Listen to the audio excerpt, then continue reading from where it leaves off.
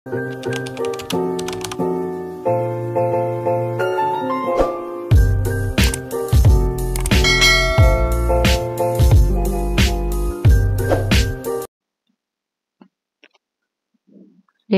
Mafia Tampan bab 47. Nick sangat senang karena Joe mengetahui keberadaan istrinya. Oke, kirimkan segera alamatnya, ucap Nick. Ia yang baru duduk itu langsung bangun hendak menyusul Ima. Bos mau kemana? Tanya Joe. Menurutmu? Bentak Nick. Ia kesal karena Joe masih bertanya. Apa tidak sebaiknya memberikan waktu dulu untuk Nyonya? Tanya Joe. Nick menghentikan langkahnya. Bagaimana jika dia kabur lagi? Nick balik bertanya. Kami akan terus memantaunya, bos. Jadi bos tidak perlu khawatir, sahut Joe. Apa harus begitu? Ya sudah, aku tunggu dulu, ucap Nick. Ia kembali ke kursinya. Namun saat dirinya hendak duduk lagi, Nick mengurungkan niatnya itu. Aku gak bisa begini. Kalau hanya diam percuma. Yang ada aku malah gak bisa kerja. Ucap Nick langsung berdiri dan meninggalkan ruangannya. Ia sudah tak peduli dengan ucapan Joe lagi. Lah, si bos gimana sih? Katanya mau ngendalin istrinya. Kenapa sekarang malah jadi dia yang dikendaliin? Gumam Joe heran. Setibanya di mobil, Nick berusaha menghubungi Zaki. Ia butuh senjata untuk berhadapan dengan istrinya nanti. Telepon terhubung. Assalamualaikum Ustadz, ucap Nick. Waalaikumsalam, sahut Zaki. Ustadz, maaf mengganggu waktunya. Saya ingin bertanya, ucap Nick gugup. Iya, silakan.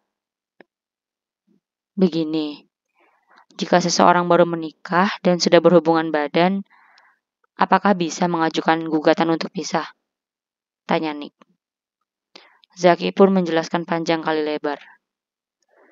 Jika sudah berhubungan badan, sang istri harus dites dulu apakah sudah mengandung atau belum.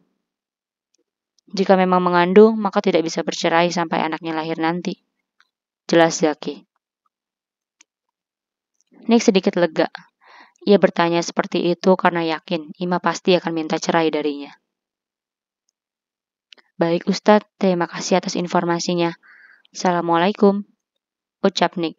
Ia terdengar sangat terburu-buru. Waalaikumsalam, sahut Zaki. Telepon terputus. Oke, aku masih punya kesempatan. Semoga Tuhan menyertaiku. Ya Allah, buatlah agar istriku mengandung anak kami. Aku tidak ingin berpisah dengannya, gumam Nick. Ia pun melajukan mobilnya menuju apartemen Ima. Dengan hati yang berdebar-debar dan perasaan was-was, Nick melajukan kendaraannya secepat mungkin. Namun sebelum ke apartemen Ima, ia mampir ke apotek terlebih dahulu. Nick ingin membeli alat untuk mengetes kehamilan. Ia yakin Ima berpeluang hamil karena mereka cukup sering melakukan hubungan suami istri. Saat ini Nick tidak peduli dengan pendapat Ima. Baginya, yang terpenting adalah Ima bisa ia bawa pulang lebih dulu. Mengenai penjelasan masalah dirinya dengan Amber, akan ia jelaskan apabila Ima sudah tenang nanti. Setelah mendapatkan benda yang ia butuhkan, Nick langsung menuju ke apartemen Ima lagi. Ia sudah tidak sabar ingin segera meminta Ima untuk mengetes apakah dirinya mengandung atau tidak. Nasibku ada di tangan anakku, gumam Nick. Harapannya begitu besar. Beberapa saat kemudian, Nick sudah tiba di apartemen Ima. Ia pun meminta salah satu staf untuk mengantarnya ke kamar istrinya tersebut. Awalnya pihak apartemen tidak mengizinkan Nick untuk naik. Namun Nick memberi alasan yang cukup kuat, sehingga staf tersebut mau mengantar Nick ke sana.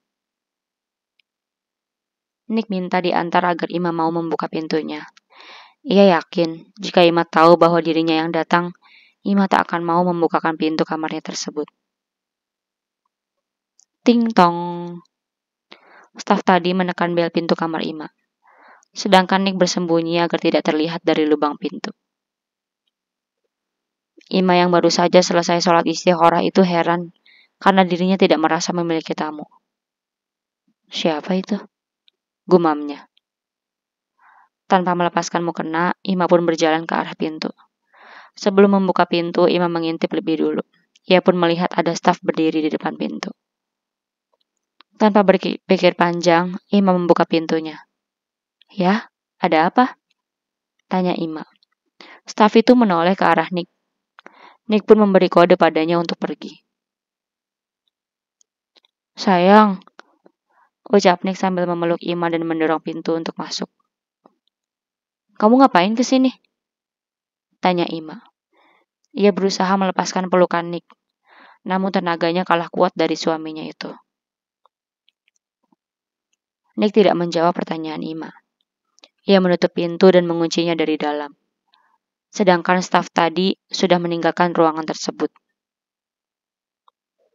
Ia percaya bahwa Nick adalah suami Ima, karena Nick telah menunjukkan foto pernikahan mereka. Sayang, kamu salah paham. Ayo kita pulang, ajak Nick tanpa melepaskan pelukannya. Lepas, aku tak sudi disentuh kamu setelah kamu menyentuh wanita tadi, ucap Ima sambil mendorong tubuh Nick. Aku gak akan lepasin kamu sebelum kamu tenang, jawab Nick tegas.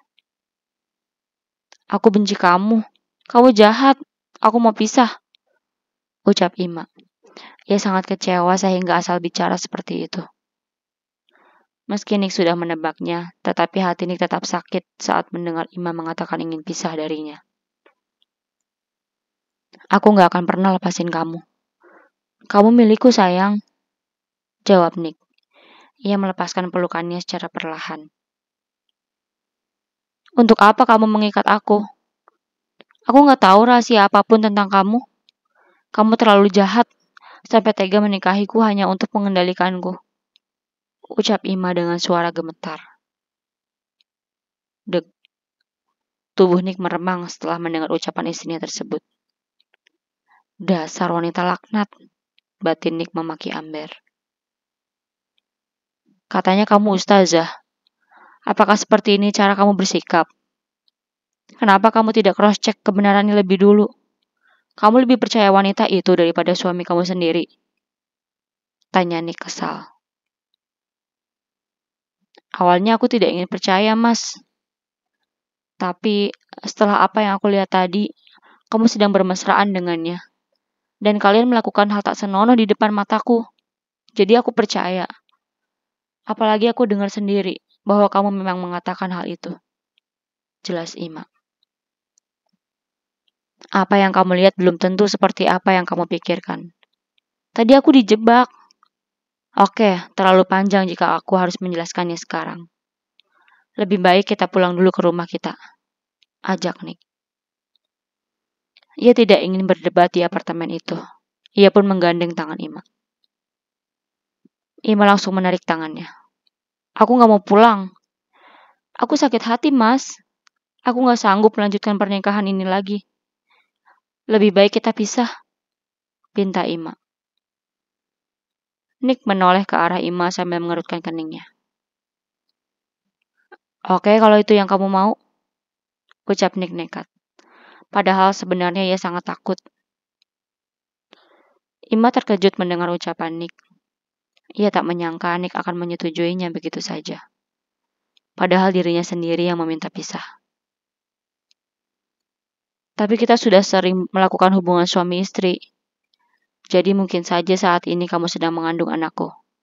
Kamu pasti paham kan? Kalau wanita hamil tidak bisa berpisah dengan suaminya.